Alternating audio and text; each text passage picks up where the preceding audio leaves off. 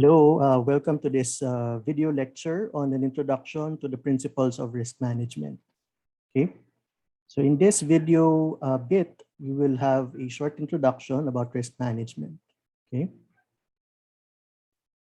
Okay, so we first define what is risk management. So risk management is the culture, capabilities, and practices integrated with strategy setting and performance that organizations rely on to manage risk in creating, preserving, and realizing value.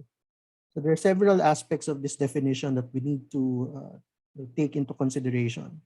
So when we talk about risk management, we're talking about several aspects, culture, capabilities, and practices. Okay, so therefore, enterprise risk management is not merely a process of trying to manage risk, but it is also part of a larger environmental and cultural mindset within the organization. So the culture of the organization needs to be taken into consideration. And likewise, the capabilities of the organization need to also be considered in the whole risk management process. Okay, so that's one big bit of information in this part of the definition. Second, that we need to understand better is that risk management is integrated with strategy setting and performance. Okay, so strategy setting, strategic management, right? And performance, we are talking about control of operations. Okay, performance measurement and strategy setting goes hand in hand with risk management.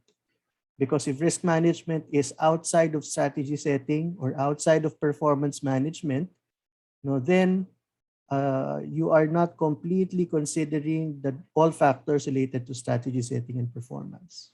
Okay, and of course, all in all, the general objective is to manage risk in creating, preserving, and realizing value. So the objective of ERM is to make sure that there are culture, capabilities, and practices integrated into strategy so that we can ensure that the value of the organization is being maintained or preserved or realized. Okay, so all in all, it is a set of discipline or a set of practices, capabilities, and culture that will enable us to create value and realize value for the organization.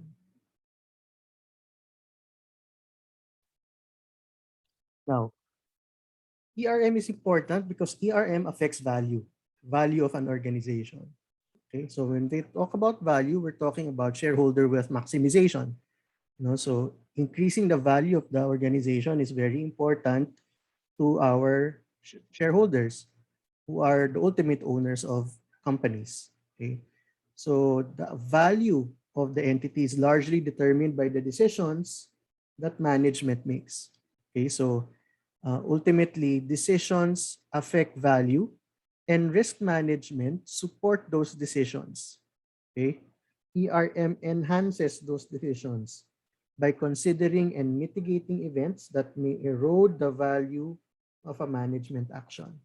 At the end of the day, all of management decisions has one thing in mind, or one end goal. The one end goal of management actions or management decision is to increase and create shareholder value. ERM helps in that process, by making sure that your decisions were supported by practices, supported by activities that will make sure that that value is realized and created, that will make sure that the expected value of those decisions are not eroded. Okay? Because risks erode value, and risk management helps you minimize that erosion or eliminate that erosion of value. Okay? That's why risk management is important. It is hand in hand in corporate decision making. Okay? So strategic management or strategic decisions are not complete without the consideration of risk, and at the same time, consideration and mitigation of risks in an organization. ERM therefore affects strategy. That's why it's very important. So when we talk about strategy, it is the organization's plan, long-term plan to achieve its mission, vision, and to apply its core values. And in any strategy decision, it involves effective decision making, and efficient allocation of resources. ERM helps in that because it influences the development of the strategy, right? Because it enhances decision making and helps in prioritization of the allocation of resources, right? A decision, for example, that is risky, and if ERM, for example, tags certain risk with respect to one decision, it gives you an opportunity to allocate resources towards the mitigation of that risk. So it helps you further galvanize the implementation of the action or implementation of the strategy, but by making sure that there are safeguards in your plan to ensure or to help ensure that the intended outcome of your strategy holds, because we're able to stave off some of the risk by having a risk action plan in place. Okay. So ERM does not create strategy, but it influences its development. Okay. Because with ERM supposed to be, it supports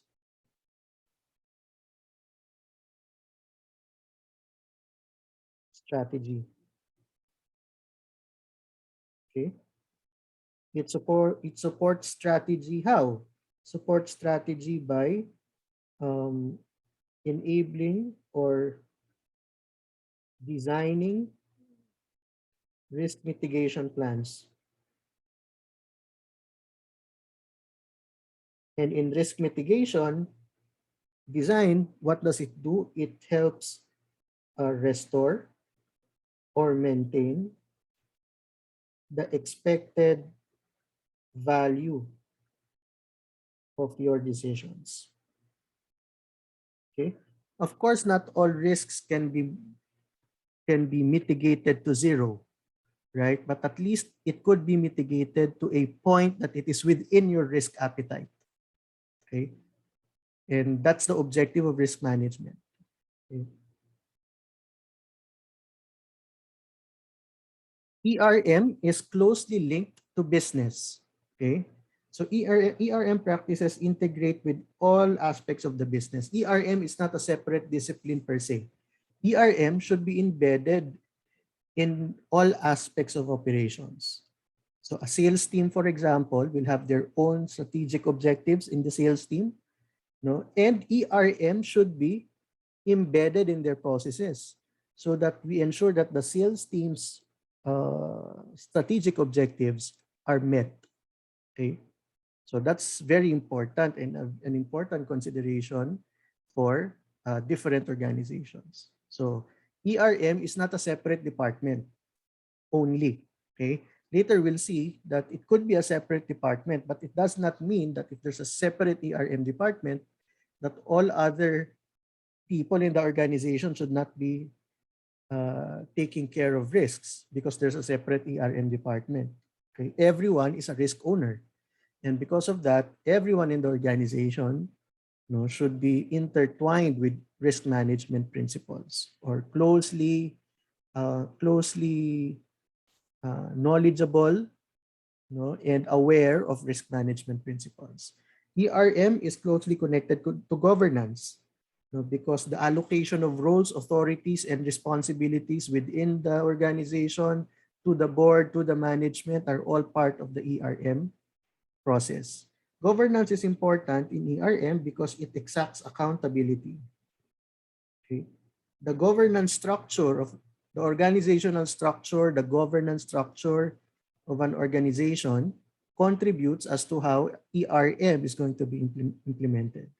Ultimately, within the organization, there will be risk owners, meaning the ones who will be ultimately responsible for certain risk items. And so therefore, important yung organization structure and the way governance and oversight is being designed in an organization. ERM may affect your governance structure. ERM may also affect or influence performance management, right? So aside from the objectives of a business unit,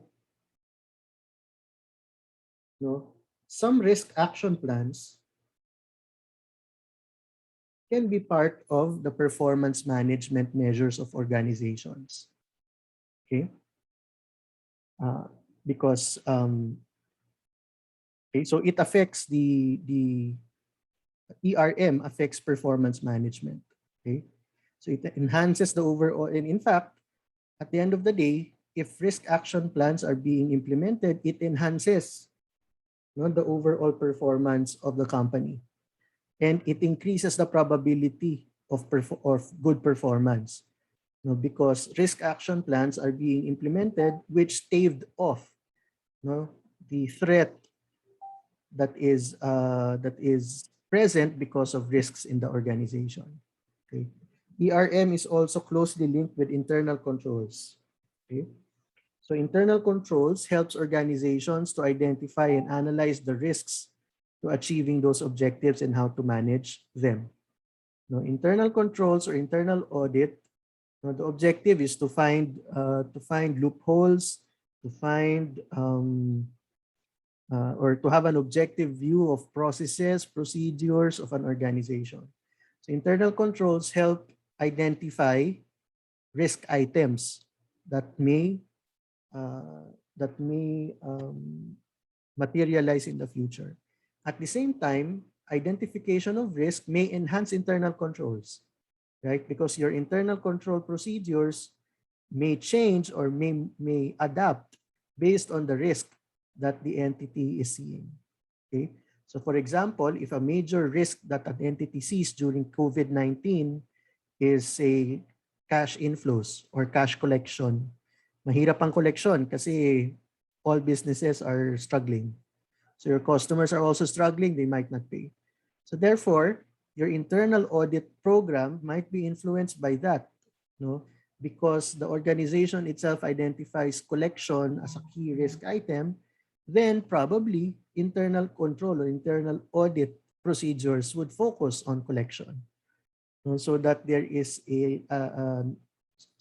a second independent party looking at collection procedures.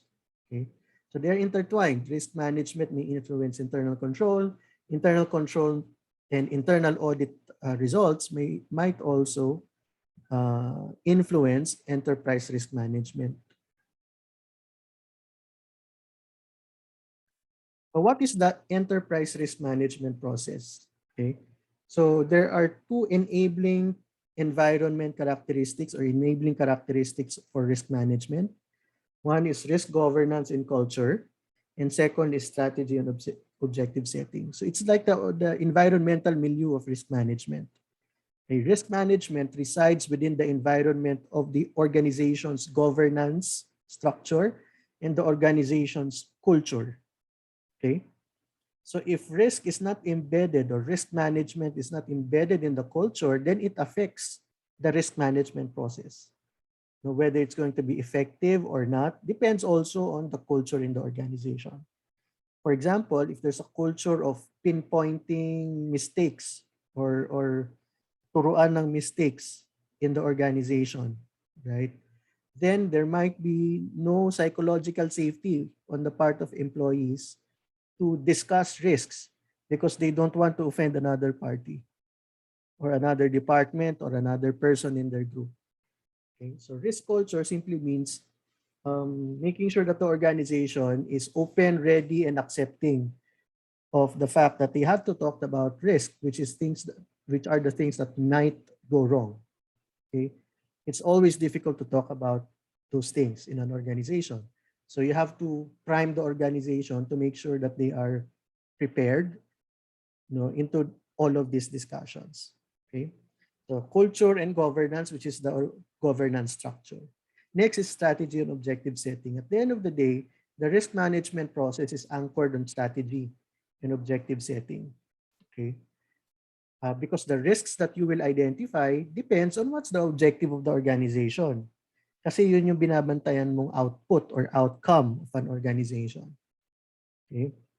So if the strategy and objective is not designed properly or not well elucidated, then it might be difficult for us to undergo an ERM process in the first place. Okay, so they're the enabling environment for risk management. Now, in terms of the process there itself, we will start with risk identification, then risk assessment, measurement, and prioritization. Collectively, this can be called risk analysis. Okay, but the processes within that is to assess, to measure, and to prioritize those risks. Okay. After risk analysis, we're now going to risk control. Sometimes this is called risk response, which is basically to craft the action plan that you need to implement so that you can manage the risks that you identified, assessed, measured, and prioritized. Okay.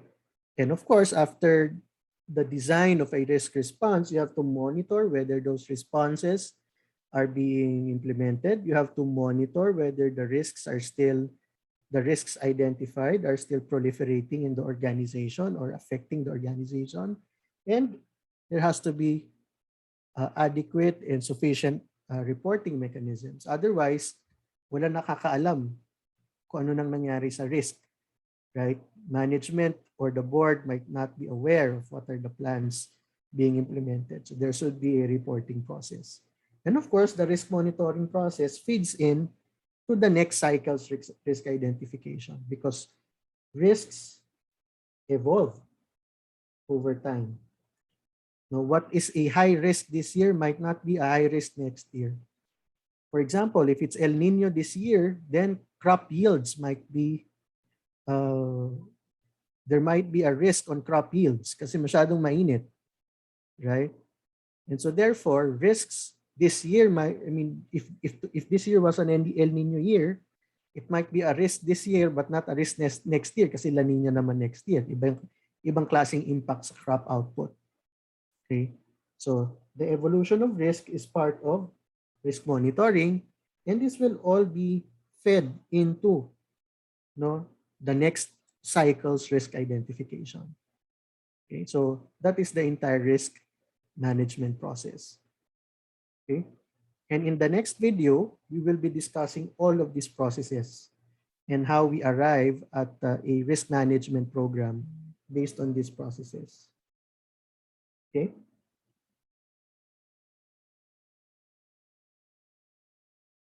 So when we talk about the enabling environment for risk management, the first is risk governance and culture.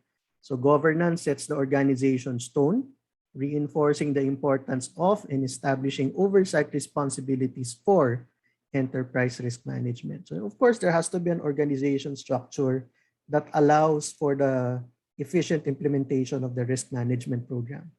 Okay, and aside from setting the tone, the importance, I think another important thing not mentioned here, is that the risk governance sets the accountability for risk management. It sets who are the risk owners in an organization. Okay, when we say risk owners, what does it mean? Risk owners means they are the ultimate ones who own the risk and therefore accountable whether it happens or not, whether the risk action plans materializes or not. Okay. Culture pertains to ethical values, desired behaviors, and understanding of risk in the entity. So everyone must be, if the organization's tone is that they are accepting of risk, of criticisms, and the discussion of risk items, then we could inculcate within the culture of the organization that those ethical values of being honest, in terms of identifying risk, desired behaviors of calling out risks when needed, and a common understanding of risk in the entity. Of course, strategy and objective setting is important based on the items that I have already discussed. Risk is always discussed in the context of strategy, because what is risky? Important risks are the ones which will prohibit you from achieving your objectives. Okay. So that's why strategy and objective setting is very critical in an organization.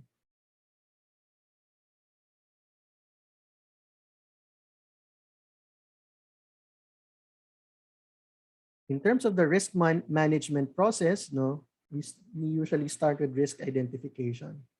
So in risk identification, basically the objective is to identify all risks. Okay, you have to identify new, emerging, and changing risks. Okay, so every risk management cycle, you have to approach it with an open mind or a fresh mind, because you should be able to catch new risks and emerging risks. Okay? Because yun nga, something that is a benign risk last year might be a very serious risk this year. Okay?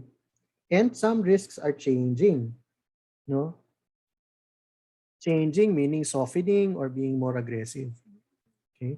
So that is mainly the objective of risk identification. After identification, then you need to analyze it by assessing it, measuring it, and prioritizing it.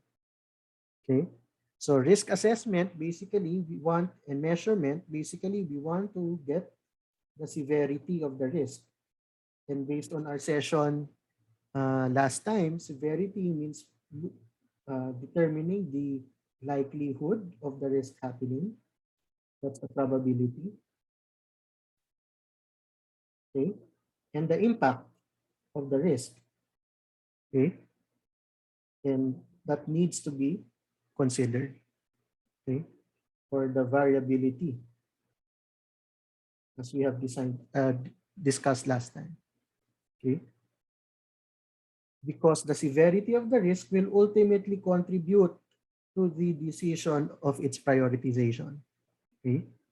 Why is prioritization of risks important? Because the resources are scarce. Because if you want to manage risk, meron kang risk action plan or risk mitigation program, right? And that action plan and mitigation program may require resources. So for example, one of the key risks that you identified is our records are always wrong. Our financial statements are always wrong. And it is causing us regulatory scrutiny from the BIR. They're always questioning our tax returns because they're not in line with our financial statements. Okay? For example, that is the risk. If the risk is high enough, okay, then you might need to put money or to spend money so that you can effectively manage that risk. So probably the risk mitigation plan is purchase of an accounting system. Bili ka ng SAP, implement an SAP migration from your manual records to a reputable accounting system like SAP. That will require cash. And cash is part of total resources of the firm. Okay. Now, if that risk is so big enough that you know natatamaan ka na talaga, right? Then it might be prioritized enough to merit that kind of action plan that requires cash, right? Kasi pwede rin namang ang pwede rin namang ang iyong if the risk is not high enough, no, in the prioritization, pwede rin namang ang gawin mo is pag-trainingin mo yung iyong accountant, right? So mas mura 'yon na mag-training yung accountant mo ng basic bookkeeping. Mas mura 'yon kaysa bumili ka ng SAP accounting system. Right? SAP implementation is very expensive. Right? So if it's lower in the priority, the risk action plan also may require less spending. Okay? Or gawin mong dalawa yung accountant mo, pero wala kang pera, gawin mo, mag-reallocate ka ng tao. No? So dalawang tao na yung gagawa ng accounting rather than one. Pero bawasan mo yung budget, for example, yung budget office, or bawasan mo yung say financial planning department. Okay. Kasi low enough yung prioritization ng risk. Okay. And of course, the prioritization also stems from your assessment and measurement of that risk, di ba? it means probably the risk is not that significant, not that severe to merit a big solution. Okay? So that's why risk assessment, measurement, and prioritization is important. After that, we now go to risk response. Okay? Risk response or risk control are the um, set of actions, that the management or the organization will implement so that you can manage that risk.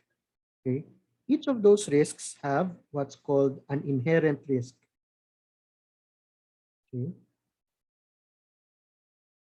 Inherent risk is the risk of the organization without any intervention. Okay? Pero dahil meron ka ng risk control, okay, lumiliit supposed to be yung risk. Nagiging, lumiliit yung impact ng risk. Right? Kasi dumaan na siya sa isang pader na risk control. The objective of risk control is to limit that inherent risk or shrink that inherent risk. So that ang natitira na lang sa'yo is what's called residual risk, which is the risk that you cannot control. Okay? Or you cannot have very sufficient action plans. Okay? May mga risk controls that can eliminate the risk. Meron din namang risk controls that can only partially offset or manage risks. Meron din namang mga risk control actions na very minimal reduction in the risk. Kasi konti lang ang control mo over that risk. So what's an example of a risk that can be eliminated? Okay, fire risk, for example. I-insure mo, tapos fully insured, fully covered yung cost. So, fully covered yung cost. So to some extent, you can eliminate it. Right? Kasi may bayad ka, may reimbursement ka. So overall, the net impact to you is zero. Okay? Some naman, partial lang, ang offset mo. So meron ka pang konting residual risk. Kasi partial lang siya. So for example, collection risk from your customers. Okay? You can do a lot of things, para i-minimize yung risk na yon. Right? You can offer credit terms. You can offer discounts for early payments, right? You can write to them, like collection demand letters or collection letters.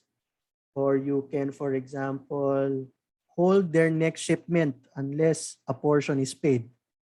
Those are risk action plans, right? So that receivables won't pile up. However, there's still a small portion na hindi talaga siya magbabayad kahit anong gawin mo. So there is still residual risk even after the implementation of a risk action plan. Okay? Meron namang risk na kahit anong gawin mo, konti lang ang reduction sa inherent risk. Minimal lang ang reduction. For example, regulatory risk. Kahit anong pleading ang gawin mo sa presidente, kung galit ang presidente sa'yo, wala kang magagawa. Right? You can only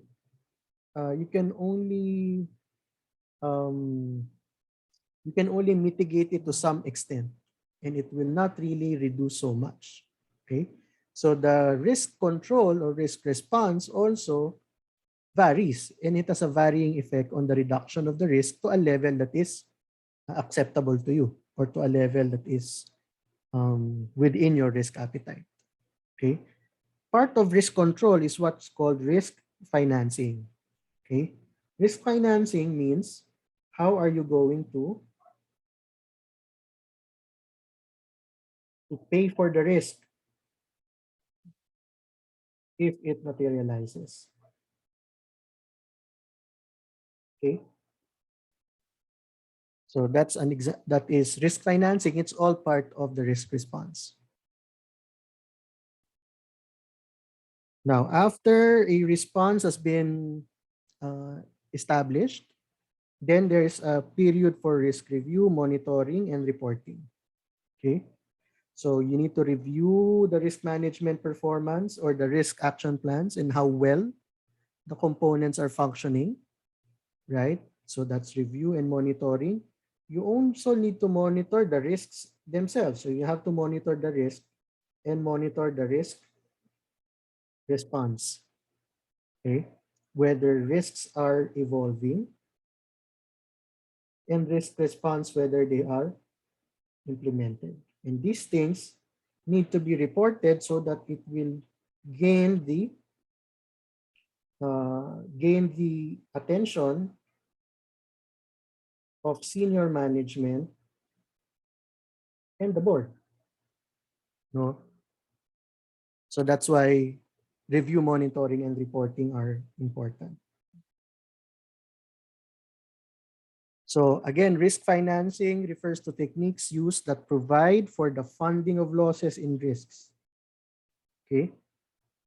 Usually, pag nagkaroon ng risk, may gastos yan nakaakibat. Okay? And how are you going to finance those losses is called risk financing. So funding that loss can be through retention, meaning mag-set aside ka na lang. Mag-set aside ka na lang ng pera so that you can use it to fund for those losses if they happen. Okay, if it happens. No? There could be non-insurance transfers. No, meaning you can transfer the risk to someone else, not through insurance, but through contracts, through hedging, and by incorporation. We'll discuss this later, in more detail. But in essence, if you have a loss, you can transfer that amount to someone else and let that person reimburse you for the amount. And of course, another method for risk financing is insurance. Okay, when there's a fire, someone can reimburse you for your losses, and that is the insurer. Okay, so you transfer the risk through insurance.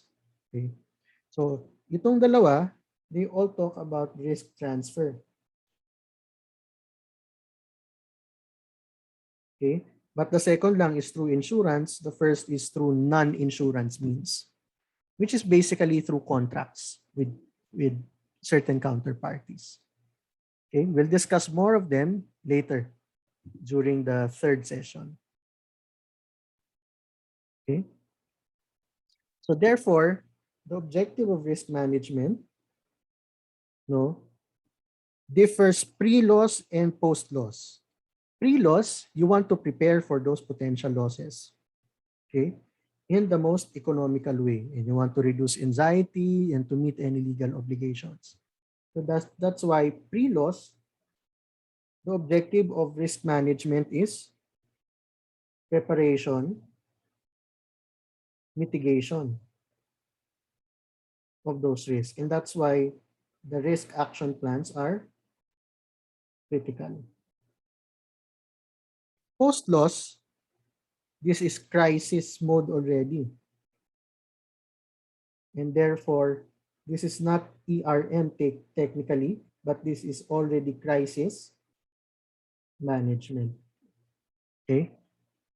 So, their objectives post-loss is survival of the firm, continual operations, stability and earnings. Basically, your concern is business continuity. And that's why usually there are business continuity plans in place in organizations, okay, to manage post-loss scenarios. Now, what is the risk management, or where is risk management in an organization? According to the Securities and Exchange Commission, in the Code of Corporate Governance, risk management is part of the board of directors' responsibilities. Now, in fact, the same code recommends the creation of what's called BROC, or the Board Risk Oversight Committee. So specifically, in the Philippines, the majority of the BROC's members should be independent directors, including the chairman. Okay, so therefore, the ultimate oversight with respect to risk rests with the board. No? And a committee may be created to assist the full board in assessing risk management, and that's the Board Risk Oversight Committee. Now, the BROC, since they are a board committee, cannot implement risk management programs on their own. Someone needs to support them, right?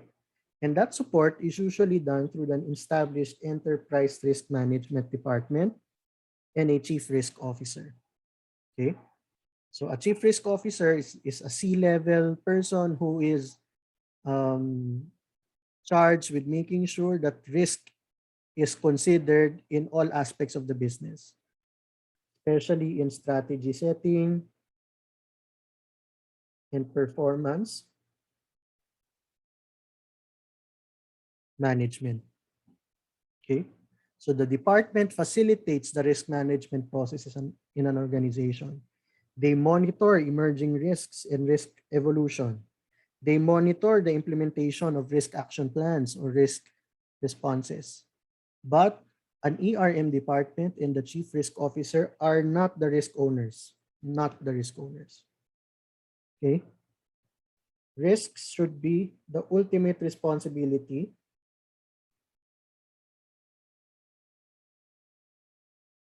of management. So, for example, the risk of reputational risk, okay, or brand erosion risk, okay, that is within the responsibility of the marketing director, right, or the brand manager, okay, and they remain to be the one who is owning the risk, ultimately accountable for the risk, okay. But the chief risk officer makes sure that when decisions are made, all risks are considered and raised and managed, no, in an organization. The chief risk officer ensures that the risk culture within the organization is right or conducive for effective risk management. Okay? Most often than not, the CRO is also the CFO.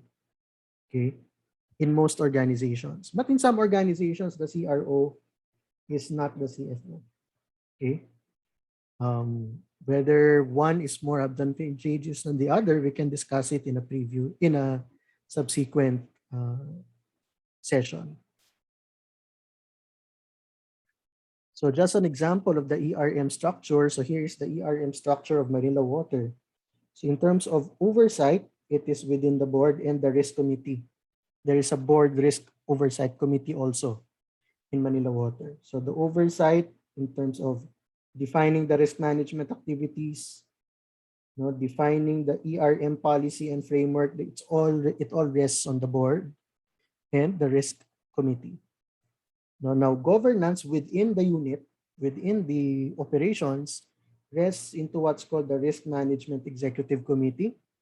So basically, this is top management of a business unit. Okay, the chief risk officer and the various risk subcommittees within the organization. So ito, management level na to. Ito kasi board level. Okay? The risk accountability overall is the president, the group directors, and the department heads. They have ultimate risk accountability and therefore they are designed as the risk owners. Okay? They are the risk owners. Okay? And the risk framework shall be embedded at all critical processes of the organization, which is operations, capital projects, regulation, treasury, new business development, business resiliency, and asset management. So, ibig sabihin, although sila ang risk accountable, right, they should ensure that ERM processes are embedded within these core processes. And obviously, internal audit will assess the effectiveness of the risk management program. So because they are the independent eye of the organization. And they report their results to the board. Okay. And they determine whether the risk action plans are implemented well, it covers all the risks, etc. Okay, so that's the overall risk management structure in a company like Manila Water. Okay, that's it for this video. In the next video, we'll talk about the details of the risk management process. Thank you.